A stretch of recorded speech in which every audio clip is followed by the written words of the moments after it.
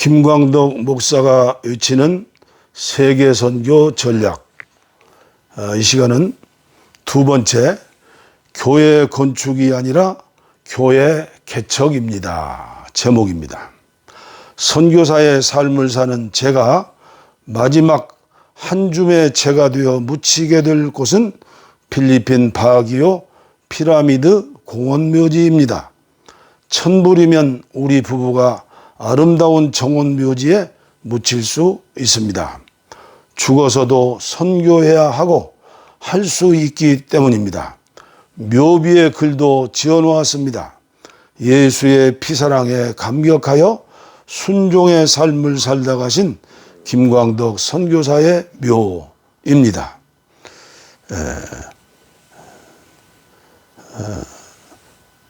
마르코스 하웨이 바교시티 10번지에 있는 4층 선교센터 모서리 방 한 칸을 열쇠로 잠그고 한국에 왔습니다.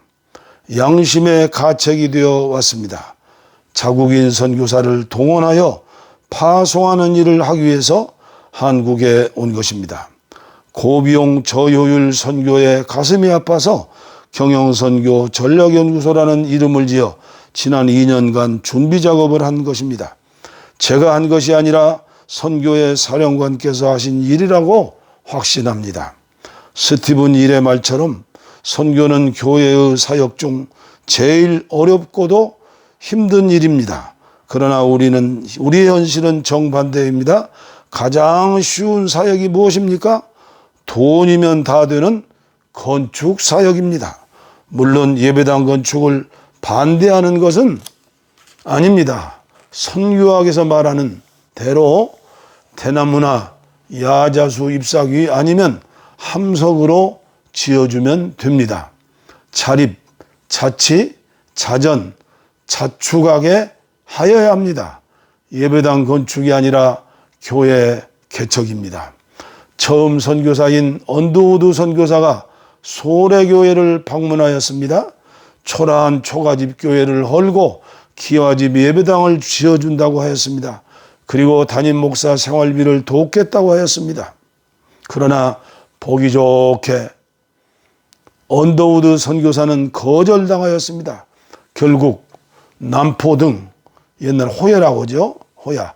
남포등 하나만 선물로 주고 왔습니다. 그런데 오늘 한국 선교의 현실은 어떠합니까? 너도 나도 모두가 예배당 건축입니다. 13,000명의 한국 선교사가 30년, 40년 동안 예배당을 건축한다고 계산해 봅시다. 2005년 13,000명 선교사 수 곱하기 10개 교회 건축 수 1,000만 원씩 합계 13조 원. 2030년 5만 명 선교사 수 10개 건축 하나에 1,000만 원씩 하면 50조입니다. 개신교 선교 역사 110년 필리핀에 교회가 6만이고 2010년까지 10만 교회를 목표로 하고 있습니다. 한국 선교사들의 주사역은 예배당 건축이 되어서는 안 됩니다. 사람을 길러내야 합니다. 8,300만 인구 중 10%가 외국에 노동자로 나가 달러를 벌어 먹고 사는 나라가 필리핀입니다. 이건 2010년 통계죠. 외국어에 능통한 필리핀 사람들을 훈련하여 선교사로 파송하여야 합니다. 그들은 부지런합니다. 그리고 문화 충격을 모르는 훈련된 사람들입니다. 아주 작은 비용인 100불, 300불이면 우리 시대의 여리고성인 모슬렘권과 힌두권, 불교권, 공산권에 얼마든지 보낼 수 있습니다. 자국인 선교사 개발과 동원 법칙은 모든 나라와 모든 족속에 통용됩니다. 모슬렘권에 파송된 한국 선교사는 언어를 배우는데도 힘이 들고 긴 세월을 보내야 합니다. 그 후에도 전도지 한 장 전할 수 없습니다. 그러나 자국인 선교사를 개발하면 얼마든지 가능합니다. 현직 교회와 협력하면 됩니다. 선교의 새로운 패러다임 전환이 일어나야 합니다. 보내는 한국교회 역시 현장을 알아야 하고 더 나은 선교를 위하여 지난날의 허물을 고백하고 방향을 바꾸는 용기와 결단이 필요합니다.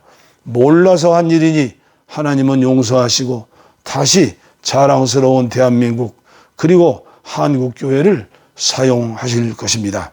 한국교회가 외국인을 대상으로 해외 선교를 처음 시작한 곳은 중국 산동성 내양현이었습니다. 1912년 한국장로교회는 이곳에 선교사를 파송하기로 결의하고 1913년 11월 한국인 박태로, 사병순, 김용훈 등 세 사람을 선교사로 파송하였습니다.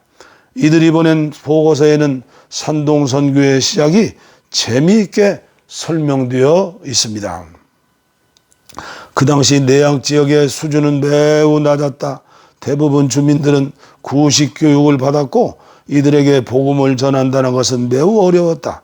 그러나 얼마 후 내양현 지사는 한국에서 온 선교사들을 위하여 큰 잔치를 베풀어 주겠다는 초청장을 보내왔다.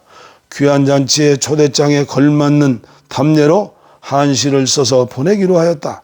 선교사 중 김영훈 목사는 한시에 능통한 사람이었다. 유려한 안문으로 시를 지어 현 지사에게 보내었다. 시의 결론은